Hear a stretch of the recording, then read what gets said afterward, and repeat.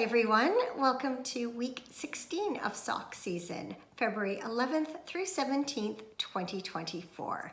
I'm Carol, host of A Stitch in Time, and I can be found on Ravelry as Knits and Pearls.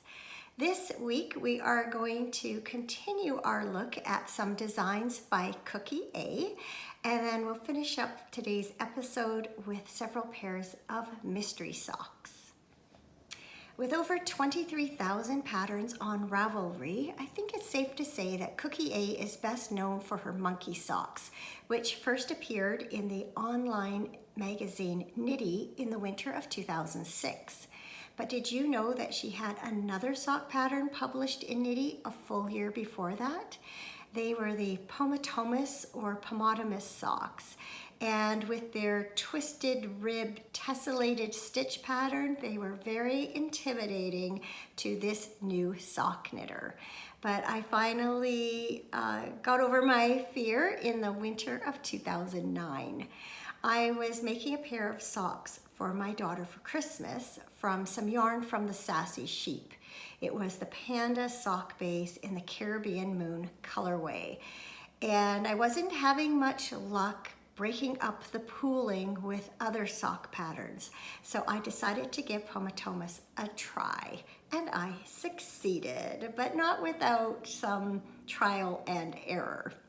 I wish I could show those to you in person, but I don't even know if they exist anymore. It was a long time ago.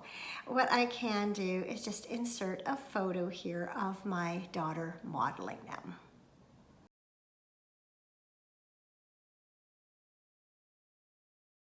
But the first Cookie A socks I ever knit were the monkey socks.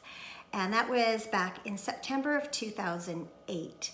I'd had the pattern for a while and didn't even realize how popular it was. But I finally knitted up in some Koigu KPPPM yarn in a kind of a blue-green colorway. And again, I'd love to show those to you, but it was a long time ago and I literally wore them out. But I will pop a picture in here.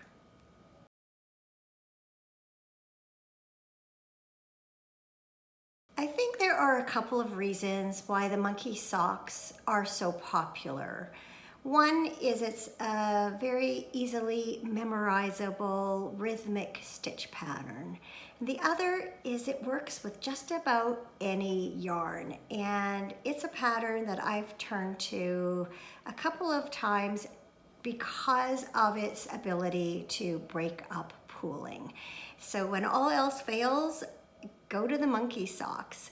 That's what I did with this pair, which I knit in July of 2016. I call them my Sea Monkey socks because I knit them from Fleece Artist Trail Sock in the Tide Pool colorway. See what I did there? So as you can see, the colors are nicely distributed throughout these socks rather than being all pooled together, which was what was happening with the other sock patterns I was trying. So I'll bring them in a little bit closer. The 1x1 twisted rib. I've never done the no purl monkeys, but I know that's also very popular. I don't mind purling, so I've always done them with the purl stitches here. This time I did a short row heel. I don't know for sure, but I probably pulled that yarn from the other end of the ball in order to keep the nice pooling happening throughout the rest of the sock. And so I look forward to wearing these socks this week. It's been a while.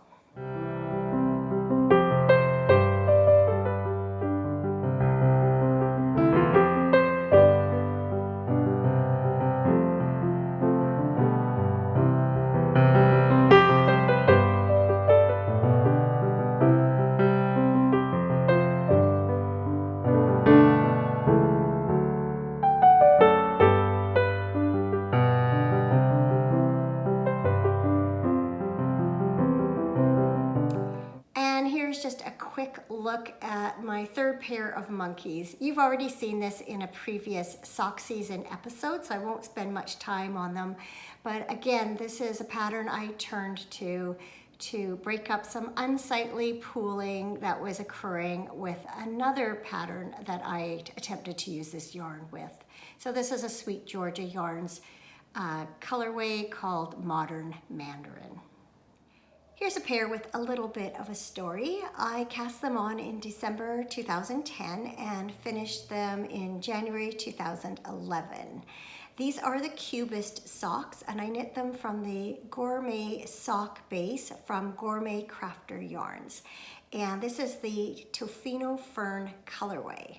And I just happened to finish them up while I was staying near Tofino, BC, which is a small town on the west coast of Vancouver Island. And I can vouch for the fact that this colorway very closely resembled the ferns and undergrowth of the rainforest there.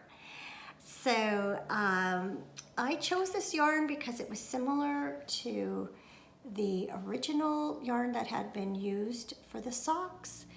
And even though it doesn't show off the tessellated stitch pattern as well as a more solid yarn would, I like how they look knit up. They're quite long though. You can see I probably should have taken off a half a stitch pattern on the leg, but they fit fine and I am happy with how they turned out, and it's definitely a nice reminder of our holiday there near Tofino.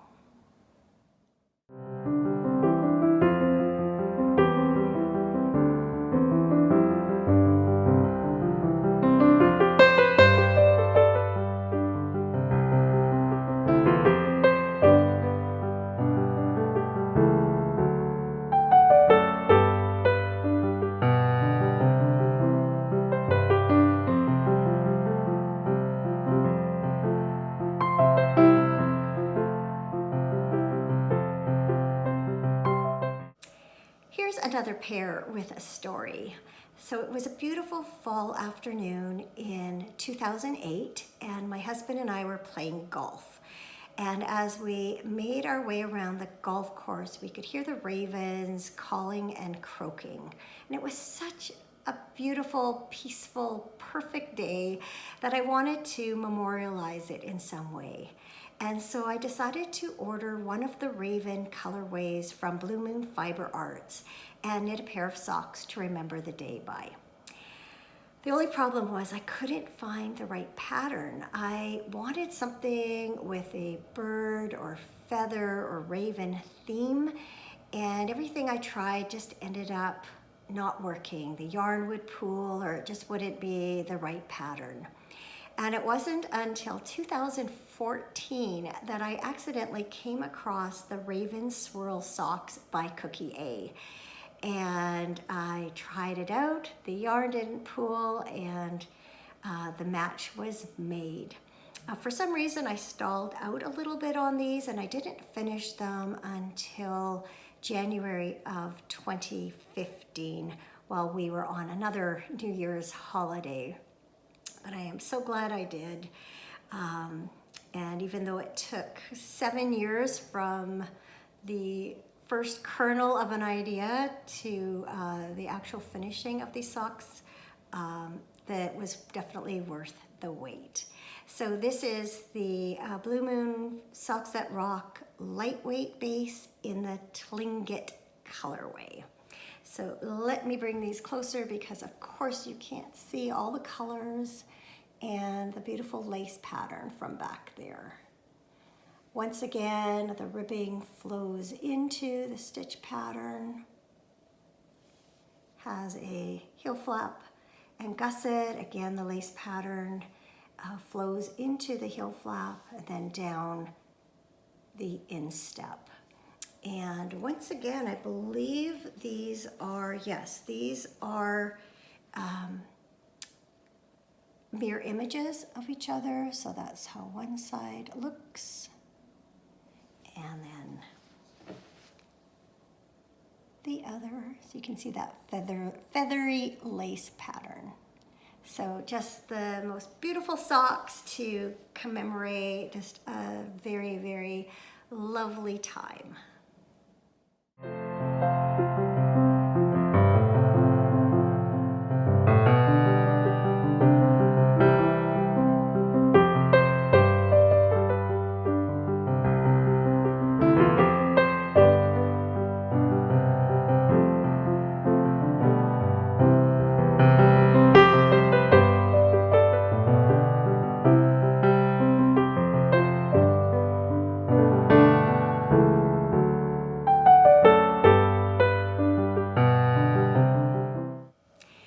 Throughout 2017, I participated in the Grocery Girls Sock Bash, and it was really fun each month to try and match up a pair of socks, whether it be the yarn or the pattern or both, to that month's theme.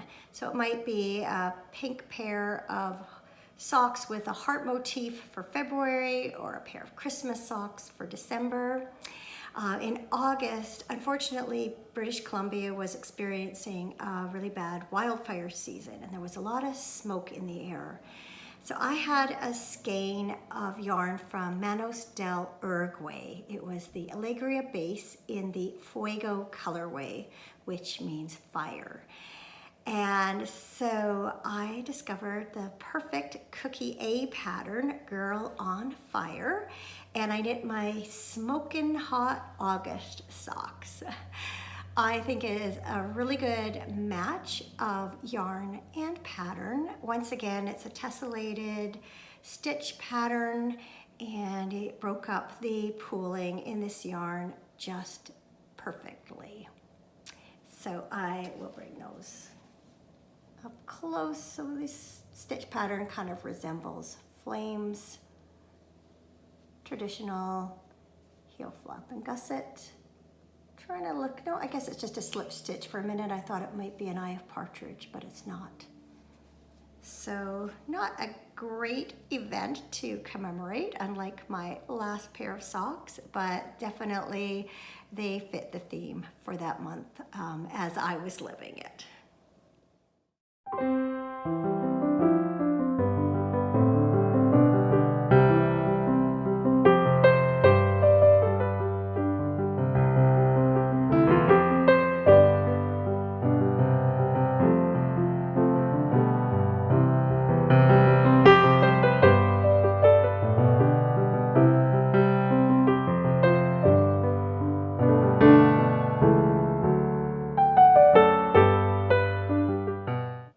My final pair of Cookie A socks was designed for the Sock Knitters Anonymous May 2010 sock down.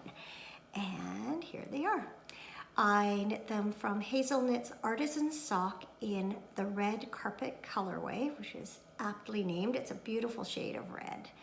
And if you've knit a mystery sock, you will know that usually you're given very few details beforehand. Usually you're advised as the type of yarn that would be best, whether it be a solid or semi-solid or variegated. And maybe you're told whether it's toe up or top down. But other than that, the socks are a mystery until you knit each clue as it's released each week. Usually over a period of 4 weeks. And this was no different. So I think these socks turned out beautifully. And I will bring them in closer so you can see. So once again, the cuff feeds beautifully into the leg pattern. Got a little bit of a rest with just a traditional slip stitch heel flap and gusset, and then the design carried on down the foot. So I think that's a good note to end my Cookie A socks on.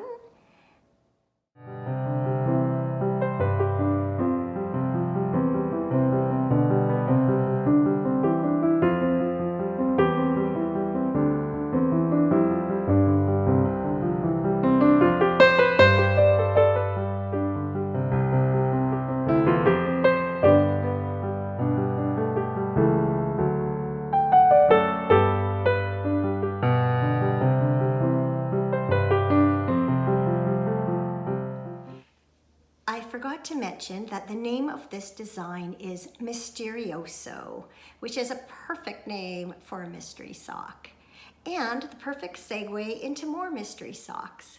So the final 2 socks for this week and all of the socks next week will be mystery socks, or mocks as they're sometimes known, that I have knit over a number of years. So one of the first mystery socks that I ever knit was also for the Sock Knitters Anonymous group. This was for the May 2009 sock down, and it's knit from Madeline Tosh sock in the Sequoia colorway. This is a design by Yarnissima, and they are the Kiila socks, Kiila. Hope I'm saying that right. If I remember correctly, these were knit from the toe up, and they're probably one of the earliest toe up socks that I knit too. So they just feature very fine cable design that runs up the entire sock. And as you can see, partway up the leg, the sock transitions from a stockinette background to ribbing and features a heel flap and gusset. So these are a lovely pair of socks in a beautiful shade of rusty red.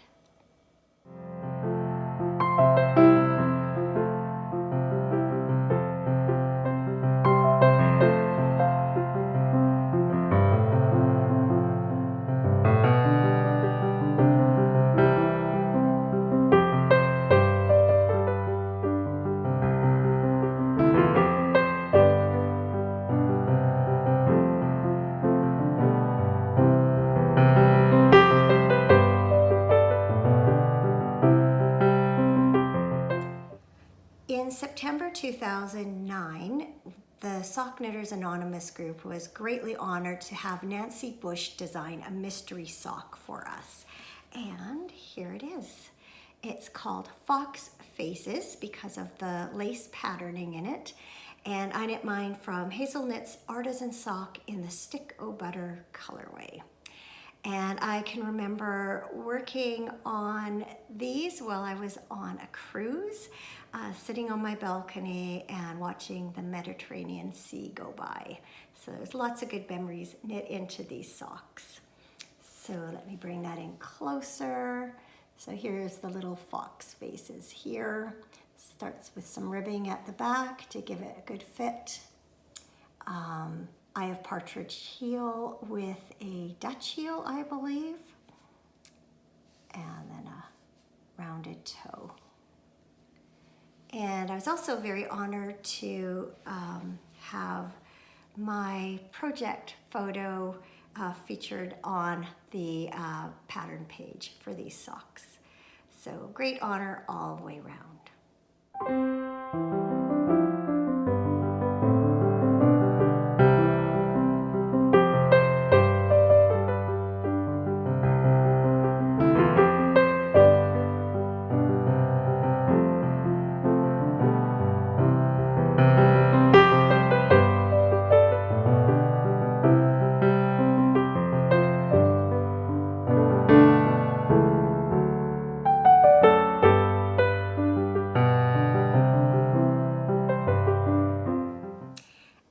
That brings sock season week 16 to an end.